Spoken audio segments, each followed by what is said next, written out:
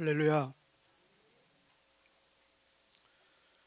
룻기 오늘 마지막 장인데, 룻기는 굉장히 짧은 책이지만 풍성한 내용 그리고 아름답고 위대한 내용을 담고 있는 책입니다. 룻기는 왕이나 영웅, 선지자의 이야기가 아니고 우리가 아는 대로 힘없고 가난하고 불쌍한 두 미망인, 그리고 그들을 적극적으로 도와주는 마음씨 좋은 한 남자, 이 세 사람의 지극히 개인적이고 또 평범한 가정 이야기입니다. 이렇게 평범하고 소소한 개인의 이야기가 한 나라의 역사를 바꾸고 하나님 나라를 준비하는 초석이 되는 것을 볼 수 있습니다. 우리도 우리의 일상 평범한 삶을 하나님께서 이렇게 얼마든지 사용하실 수 있다는 것입니다. 룻기는 장례식으로 시작을 해서 이 결혼식으로 마무리되는 모습을 볼 수 있습니다. 1장에서 막 사람들 죽잖아요. 남편도 죽고 아들들도 죽고. 그런데 4장은 생명이 태어나고 누가 누구를 낳고 누가 누구를 낳고 생명의 탄생을 보는 그런 모습을 볼 수 있습니다. 우리 4장은 보아스가 직접 나서서 나오미의 구속자가 되어주는 그런 과정과 결과를 이야기하고 있습니다. 먼저 1절부터 8절까지는 그 기업 무르기를 거절하는 1순위 친족 이야기가 먼저 나옵니다. 우리 1절부터 8절까지 한번 읽겠습니다. 1절부터 8절까지 시작. 보아스가 성문에 올라가 앉았습니다. 드디어 그가 말한 가까운 친척이 지나갔습니다. 보아스가 그를 불렀습니다. 여보시오, 이리 좀 와서 앉아보시오. 그러자 그 사람이 와서 앉았습니다. 또 보아스는 성에 있는 장로 10명을 불러 그 자리에 함께 앉도록 했습니다. 보아스가 가까운 친척에게 말했습니다. 우리의 형제 엘리멜렉이 살아있을 때에 그는 땅을 가지고 있었소. 이제 모압 지방에서 돌아온 나오미에게 그 소유의 권한이 있소. 그래서 당신에게 이 말을 해야겠소. 여기에 앉아있는 내 백성의 장로들 앞에서 내게 말해주시오. 그 땅을 사시오. 그 땅을 사들여 나오미에게 돌려줄 수 있는 첫 번째 사람은 당신이고 그 다음이 나요. 당신이 사지 않겠다면 내가 사서 돌려주겠소. 그러자 그 친척이 말했습니다. 내가 그 땅을 사서 돌려주겠소. 보아스가 말했습니다. 당신이 나오미의 땅을 사겠다면 죽은 사람의 아내인 모압 여자 룻을 아내로 맞아들여야 하오. 그렇게 해야 그 땅이 죽은 사람 집안의 땅으로 남게 되오. 그러자 그 친척이 대답했습니다.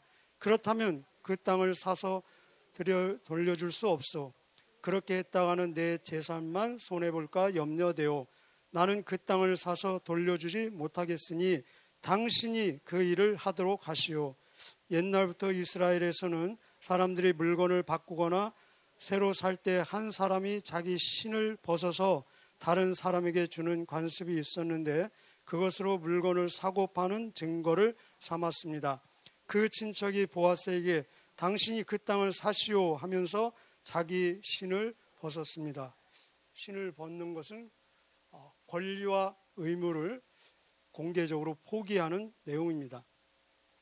보아스가 이 사람을 만나러 성문으로 갔죠. 그 당시에 성문은 많은 사람이 모이는 광장도 되고 시장도 되고 재판도 열리는 그런 장소였습니다. 그 사람을 만나서 이 배경 상황을 설명하고 당신이 이 엘리멜렉에게 속한 땅을 사서 나오미에게 주겠느냐? 당신이 1순위자다 이렇게 얘기하니까 처음에는 뭐라고 얘기합니까? 내가 사겠다라고 말하고 있습니다. 이 당신은 땅을 사고 파는 일이 평생 거의 기회가 없습니다. 설령 산다고 해도 남의 땅을 영구적으로 내 땅으로 만들 수 있는 가능성은 없습니다. 내가 남의 땅을 사도 다시 그 사람이 아니면 그 친척이 능력이 돼서 다시 사겠다 하면 다시 돌려줘야 되고 돈을 받고, 그러지 않아도 신년이 되면은 다 본 주인에게 돌려줘야 됩니다.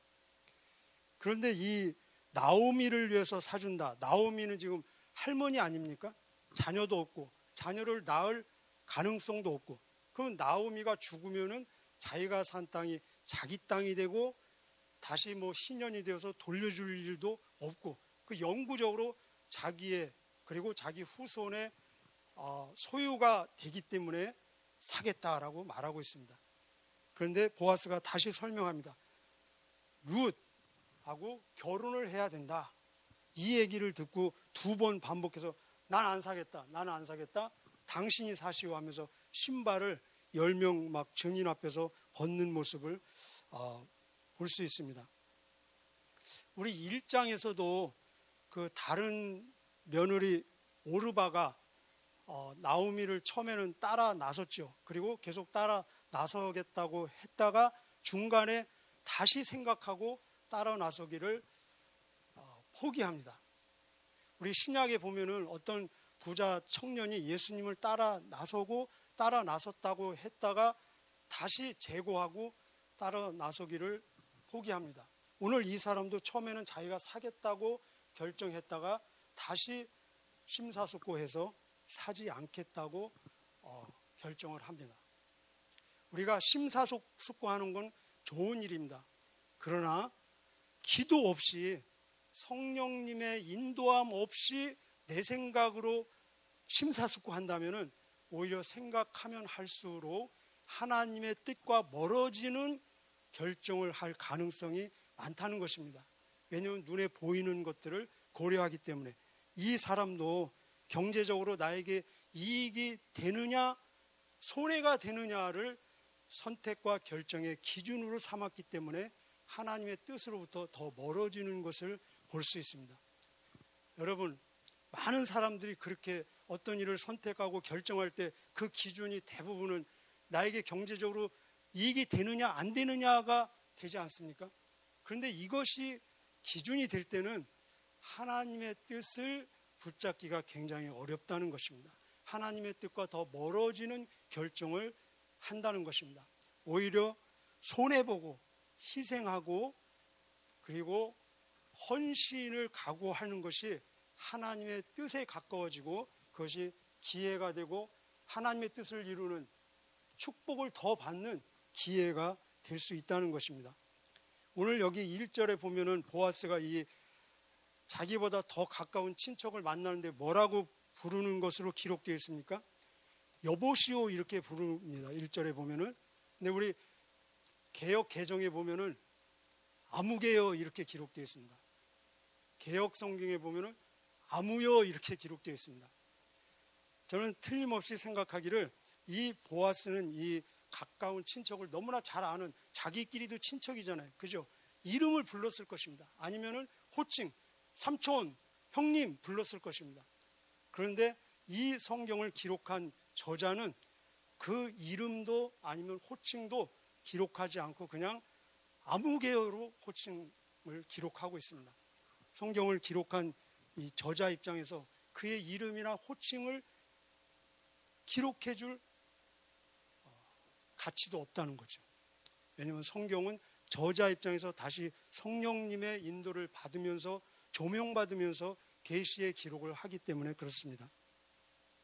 두 번째, 그래서 이 보아스가 적극적으로 자기가 구속자가 되어주는 모습을 볼 수 있습니다. 9절부터 13절까지 같이 읽겠습니다. 시작. 그러자 보아스가 장로들과 모든 마을 사람들에게 말했습니다. 여러분은 오늘 내가 나오미의 땅을 사는 일의 증인입니다. 나는 엘리멜렉과 기럨과 말론에게 속했던 모든 것을 사겠습니다. 그리고 말론의 아내였던 모압 여자 롯도 내 아내로 맞아드리겠습니다.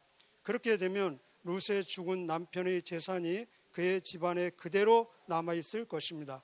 그리고 그의 이름이 그의 집안에서나 그의 땅에서 영원히 끊기지 않을 것입니다.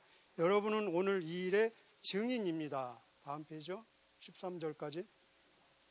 그러자 성문 곁에 있던 사람들과 장로들이 말했습니다. 우리가 증인입니다. 여호와께서 당신의 집으로 들어가는 이 여자에게 많은 자녀를 낳게 하여 이스라엘 집안을 일으킨 라헬과 레아처럼 되게 해 주시기를 빕니다. 또 당신이 에브랏 지방에서 권세를 떨치고 베들레헴에서 유명해지기를 바랍니다. 다말이 유다의 아들 베레스를 낳았듯이 여호와께서 룻을 통해 당신에게 많은 자손을 주시기를 바랍니다. 그리고 당신 집안이 베레스의 집안처럼 되기를 바랍니다. 그래서 보아스는 룻을 아내로 맞아들였습니다. 여호와께서 룻이 임신하게 해주셔서 룻은 아들을 낳았습니다. 굉장히 속도감이 있죠? 아들까지 낳았습니다. 우리 3장 마지막 절에 보면은 나오미가 룻에게 그런 말을 합니다. 오늘 보아스가 이 일을 결정할 것이다. 오늘 이 일을 성취하기 전까지 보아스는 일을 쉬지 않을 것이다. 이렇게 말했는데 말한 대로 이 나오미와 룻의 기대, 신뢰, 믿음을 실망시키지 않는 보아스, 구속자의 모습을 볼 수 있습니다. 그는 자기의 개인의 손해, 희생, 헌신을 개의치 않았습니다. 자발적으로 친히 구속자가 되어 주었습니다. 그리고 아주 하루 만에 신속하게 하루 만에 모든 일을 다 끝내지 않습니까? 그리고 법적으로 전혀 하자가 없이 증인 2-3명만 세워도 충분한데 장로 증인 10명을 세우면서 공개적으로 이 일을 이루는 것을 볼 수 있습니다. 그렇습니다. 우리의 영원한 구속자, 구원자 되신 예수님께서 바로 하늘 영광을 희생하시고 헌신하시고 자기의 모든 것을 우리에게 주셨습니다. 예수님도 우리를 구속하시는 그 엄청난 일을 신속하게 하루 만에 다 성취하셨습니다. 체포당해 주시고 신문당해 주시고 재판받으시고 친히 자기의 십자가를 끌고 가시고 얼머지고 끌고 가시고 그리고 십자가에 매달려서 죽으시고 장사되기까지 이 모든 일이 하루 만에 다 처결된 것을 볼 수 있습니다. 그리고 많은 하늘과 땅의 증인들 앞에서 공개적으로 이 일을 해결하셨습니다. 법적으로 전혀 하자 없이. 그래서 성경은 말씀하시기를 누가 우리를 정죄할 수 있겠느냐. 이게 다 법률 용어입니다. 누가 우리를 송사할 수 있겠느냐. 우리를 위해서 죽으신 이는 예수 그리스도시니 그는 죽으실 뿐 아니라 우리를 위해서 다시 죽음에서 살아나사 하나님 우편에 앉아서 우리를 위해서 중보하시느니라. 그러므로 자기를 힘입어 하나님께 나아가는 자를 그가 온전히 구원하실 수 있으니 이는 그가 항상 살아서 우리를 위해서 간구하심이니라. 히브리서 7장 25절 말씀입니다. 그리고 13장 8절에 예수 그리스도는 어제나 오늘이나 영원토록 변함없으시다 말씀하고 계십니다. 자, 이 구속을 받으면은 그 엄청난 혜택, 엄청난 은혜를 받지 않겠습니까? 우리가 예수님의 헌신과 희생을 통해서 구속을 받았다면은 그 엄청난 혜택, 그 은혜를 지금 누리고 계십니까? 안 계십니까? 계시잖아요. 그죠? 은혜는 우리가 생각하는, 상상하는, 기대하는 훨씬 그 이상입니다. 여러분, 짧은 시간이지만 내가 지금까지 무슨 은혜를 받아왔고 받고 있고 받을 것인가를 한번 상상해 보십시오. 우리가 아무리 상상해도 내가 상상하는 것 이상, 기대하는 것 이상 하나님의 은혜가 우리에게 부어지고 있다는 것입니다. 이것을 에베소 3장 20절에는 그렇게 설명하고 있습니다. 우리가 구하거나 생각하는 모든 것에 더 넘치도록 능히 해주신다.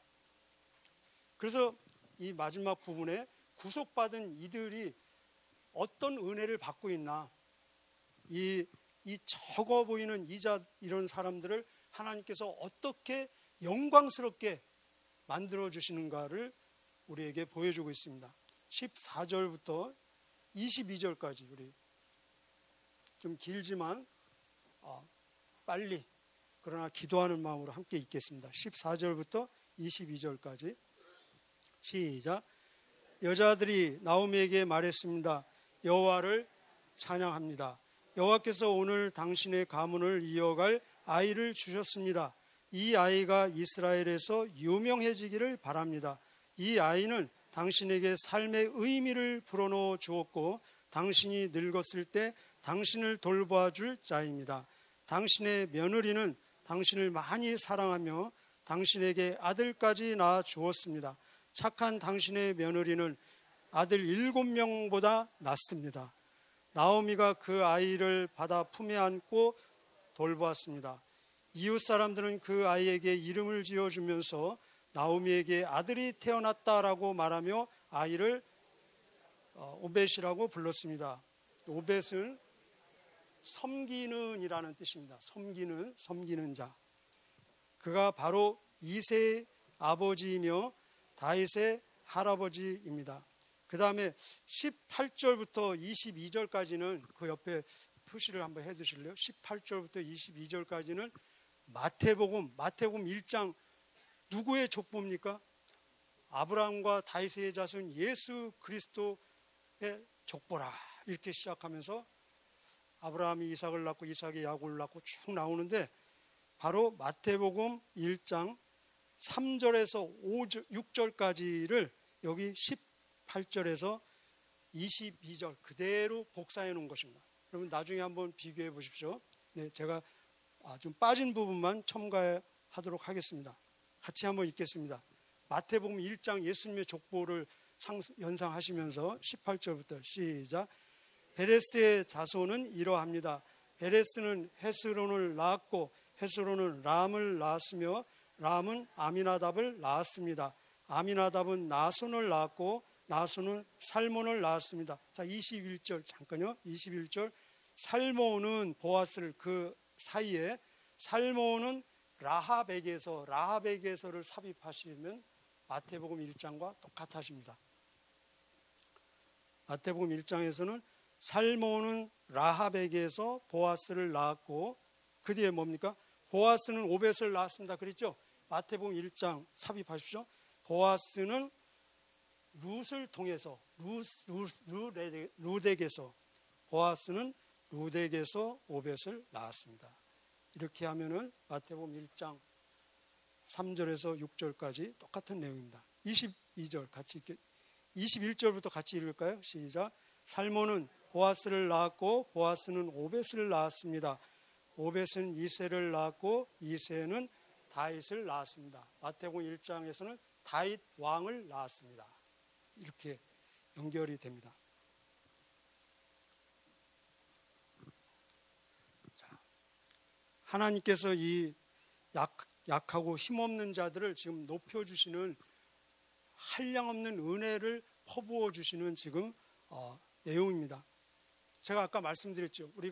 내가 하나님으로부터 어떤 은혜를 받았고 받고 있고 받을 것인가 아무리 상상해도 기대해도 하나님께서는 우리의 상상과 기대 그 이상의 은혜를 부어주신다는 것 여러분 믿으십니까? 오늘 이 사람들의 얘기를 한번 보도록 하겠습니다.